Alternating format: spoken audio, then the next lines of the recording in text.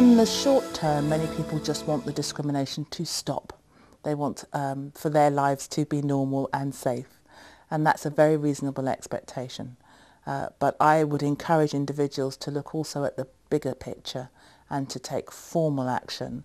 Diversity is not just about employees and managers and the company. I think there are a lot of other people who can contribute to diversity within the organisation. If there are equal opportunities advisors, if there's a trade union rep, if there's a harassment advisor in your workplace, if you've got a sympathetic manager that you trust, I think it's really important that you go and talk to them. Discrimination can happen accidentally or through thoughtlessness, and harassment can be unintentional. Unless you walk into a room and go, "Hi, I'm gay," they're not going to know, and so inadvertently they say things to you about you without realising. Once you've made people aware of the problem, they may be able to sort things out through changes in policies and procedures, or even providing equal opportunities training. You may be able to use the legislation to improve your own situation, or change the culture within the organisation. Ultimately, the culture within organisations has got to change to stop people experiencing homophobia at work or harassment at work because of sexual orientation.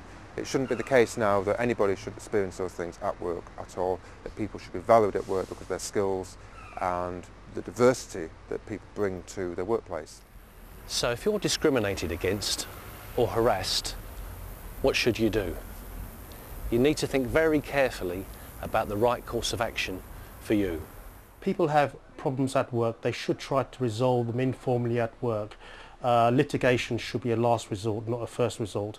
And if they have trade unions or employees' representatives, they should try to resolve them at work by, for instance, putting in agreements. You may have access to a local law centre, and the National Law Centres Federation has a website. You can find further information and more contact details on this DVD. There are 58 law centres in England and Wales. They employ barristers, community workers, solicitors and caseworkers, provide free, impartial legal advice. Where else can you go? Trade unions, the Citizens Advice Bureau or workplace support groups can all offer advice and support. Within the workplace, I would say if anybody did suffer discrimination, the best thing they could do is to approach their trade union, either for support, advice, because individual staff members may not know their position, they may not know the policies. The trade union reps would be able to take them on, they'd be able to assist them through the case, provide the support, put them in touch with people who are able to help, and hopefully resolve the situation. We have a representative body for the gay community called PROUD, and that helps the union to deliver training which is both factual about things like legislation, but it's also about the cultural issues and how to handle and resolve difficulties in the workplace. A colleague came to me seeking support as she was suffering discrimination because she was lesbian, and she was having to have meetings with management and this person, and although she didn't want me to attend the meetings, she wanted me to be there from a union side to give her support as she needed it before, during and after the meeting. Subject to the advice you receive, there may be things you can do to resolve the situation. It's important to keep a diary of events. Make sure you record the names of the people who were present and the date, time and location of any incidents.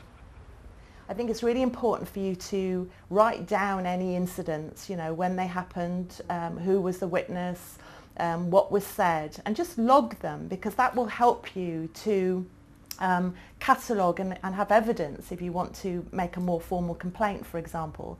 You could challenge the behaviour. Tell the person harassing you that what they're doing is illegal and you want it to stop. Only do this if you feel confident enough to do so. Be calm and assertive, but don't bully the person you are speaking to. It may be useful to have a trade union representative or another workplace friend present when you do so. You do it when you're not angry. I think it's really important that you do it when you're really calm, that you've maybe rehearsed the scenario of what you're going to say, and stick to your ground. So if they come back and say, oh, this is your problem, or you're being too sensitive, or oh, come on, I didn't mean it, or I was only having a joke, say, well, that may be, you know, accept what you're saying, but actually I found it offensive. It made me feel uncomfortable. You know, the effects of what you said made me feel less included, you know, less respected than my other colleagues. You could tell your manager or talk to human resources about what is happening. Put the facts carefully into writing, either in an email or a letter, and keep a copy. Once they're made aware of the situation, your employer is required by law to take action to stop the discrimination. If somebody did act against our policy, we would certainly investigate it. And if we found that it was unacceptable behaviour, then that really does fall into the realms of our disciplinary procedure. And it very much depends about how severe the action was. But the important thing is we don't brush these things under the carpet, no matter how junior or senior the person is who's perpetrating it. I've had one case of harassment of a gay man, which we resolved by working with the HR professional. We interviewed him, interviewed the person he accused of harassing him, and some of the other staff who were witnesses and who had been involved. When we'd done that, we then looked at the policies and procedures of the organisation and recognised that some of those needed to change to prevent that situation arising again. They led to a culture change, which was fed by a shift in the induction training. If talking to your manager or HR department does not solve the problem, you can raise a written grievance through your organisation's grievance procedure. All workplaces are required to have a grievance procedure. You have a legal right to be accompanied by a trade union rep or a work colleague at any hearing that might result. Once the internal processes have been completed, then they have the right to go to the employment tribunal if they're firstly not satisfied with the outcome, or they feel that the appropriate action has not been taken. It may be that they are unable to use internal processes to get a resolution that they're happy with. It may be that an organisation's policies and procedures are so clearly unlawful, so blatantly in breach of the law, that there is no other option.